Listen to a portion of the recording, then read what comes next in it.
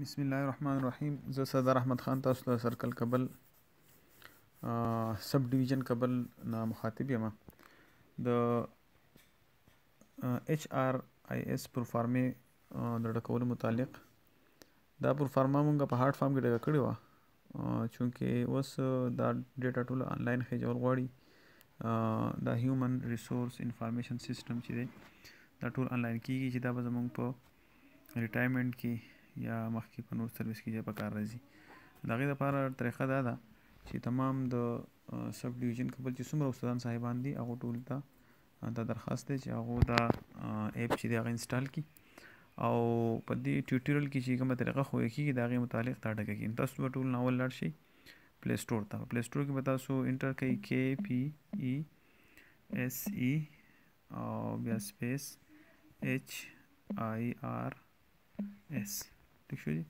دا چې کله تاسو دا وکړو تاسو دا سجیشن راغستی دی، دا مونږ دا وکړو سلیکټ کو. نو په دې کې دا وګورئ له پاسنی چې کوم د ټول ناول دی KPESE HRIS دا به انسټال کو.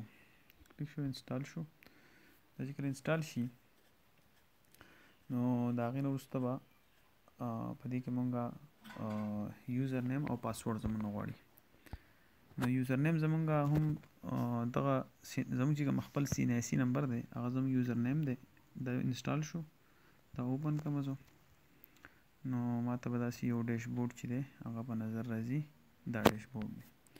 په دې کې فار آفیس دی. نو فار آفیس چې دی هغه د آفیس د کسانو دپاره دی او زمونږ چې دی فار ټیچر دی. نو موږ به ټیچر چې دی سلیکټ کړو. ټیک شو جي. نو دې نه وروسته بیا موږ ته دا چې دی دا راغی. په دې کې به موږ خپل شناختی کارت نمبر واچو او لاندې به خپل پاسورډ واچو. ټیک شو جي. خپل پاسورډ چې دی هغه به تاسو واچوئ. ستاسو پاسورډ به ستاسو شناختی کارت نمبر او ستاسو به یوزر نیم به هم شناختی کارت نمبر وي او پاسورډ به هم شناختی کارت نمبر وي. چونکې ما خپل بدل کړی دی، دې وجې نه ما بدل واچو. نو تاسو چې کله کولا وهئ نو په دې کې به په یوزر نیم کې به هم خپل شناختی کارت نمبر واچوئ او په پاسورډ کې به هم خپل شناختی کارت نمبر واچوئ او بیا به ساین ان شئ. دا به چې دی تاسو به خپل دغه چې دی ډیشبورډ به تاسو ته کولی شي. ټیک شو. دا ستاسو پروفایل دی. نو دا پروفایل چې دی هغه اپډیټ کول دي. نو ډیټیل پروفایل به کلیک کړو. پاسه دا ډیټیل پروفایل نو موږ ته به پوره ډیټیلز راواخلي. دا زما بیسیک انفارمیشن دي. که څوک وایي چې یاره زه خپل بیسیک انفارمیشن چې دی دا وګورئ، ډیټ اف برث، فون، میریډ او مدر که نه GB فنډ وغیره دا ټول پکې دي. تاسو که څوک پکې څه ایډیټینګ کول غواړي نو ایډیټ کېږي د دې ځای نه. اپډیټ پروفایل به وو دا بل ته هم راشي امپلایي اپډیټ. نو په دې کې تاسو وګورئ ستاسو مکمل ډیټیلز پکې دي. هغه ټول چې دی هغه تاسو چینج کولی شئ. څنګه چینج کوئ په دې کې چا انفارمیشن پوره نه وي. په دې کې تاسو وګورئ که نه دا GB فنډ نمبر دا وغیره دي. نو دغه څوک اچول غواړي نو اچولی هم شي. ټیک شو. که څوک پکې نه اچوي نو هغه دا کوم چې د سره نښه ده دا لازمي دي، نو خامخا به ورته هغه اچول غواړي. ټیک شو جي. دا ټول ډیټیلز دي. دا په ډیټیل باندې خپل پرفارم ډکه کوي. دا ډول نیشنلټي نشته که نه، دا چې کنټري نیم دی، دا ټول مکمل ډیټیلز دي. تاسو خپل دا دغه چې دي کوارډینیټس هم شته، ایکس اینډ واي کوارډینیټس هغه پکې هم واچوئ او بیا به اپډیټ بټن به ووهئ دا به اپډیټ شي. ٹھیک شو جي. بیا لږ لاندې راشي. دا چې دی بیسیک انفارمیشن زمونږ دي، دا کوم چې ما کلیک کړو او سره ایجوکیشن پروفیشنل کوالیفیکیشن انفارمیشن دي. نو دا به وکئ. پای کې به تاسو ایډ کوالیفیکیشن، نو کوالیفیکیشن به سټارټ کوئ د ټولو نه د هاییسټ نه. مثلا یو څه کس چې د هغه ایم فل کړی دی نو هغه به ایډ کوالیفیکیشن به ووایي، نو هغه ته به خپل د ایم فل دا پوره ډیټیلز چې دی دا به فل کړي. په دې کې یو بله خبره ده چې دا یو اکیډمیکس کوالیفیکیشن دی، یو پروفیشنل کوالیفیکیشن دی. نو په اکیډمیکس کې به یو ایډ کړي. ټیک شو جي. دا یو ایډ ریکارډ بیا دوباره بل به پسې ایډ کړي BA FA داسې دا پروفیشنل پکې دی. نو پروفیشنل چې دی هغه به هم په دې طریقه باندې تاسو چې څومره ایډ کوئ نو دلته هم سره ایډ دی. چې کله تاسو ټول ایډ کوئ نو په اخر کې بیا سیو ریکارډ ووایي نو هغه سیو شي. دا څنګه چا چې ډپلوما وغیره کړي DIT وغیره هغه پکې هم ایډ کولی شي. ټیک شو جي.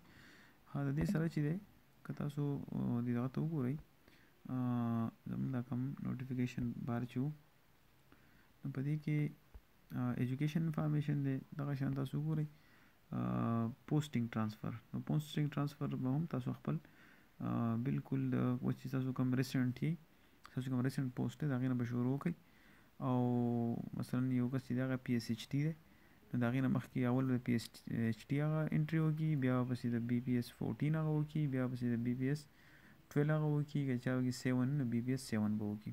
ټیک شو جي. دا خپل بي پی ایس چې دی هغه پکې انټر کړئ. ټیک ته جي. بیا پسې جاب ټایپ نو پای کې ستاسو ټول ډیټیل شته. بیا کیډر ګروپ، سپیشلیټي، فیملی ډیټیل. په فیملی ډیټیلز کې چې تاسو خپل پوره فیملی اچولی شئ چې تاسو څومره ډیپینډنټ دي او ټول. په بینک ډیټیل کې به خپل بینک ډیټیلز واچوئ. ټیک شو جي. بینک ډیټیلز ته زه ښیم. تاسو وګورئ بینک ډیټیلز کې تاسو سره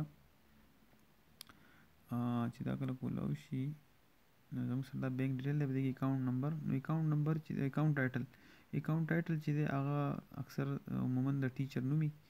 نو که زما نو فرض کړه زه به خپل سردار احمد خان پوره ولیکم.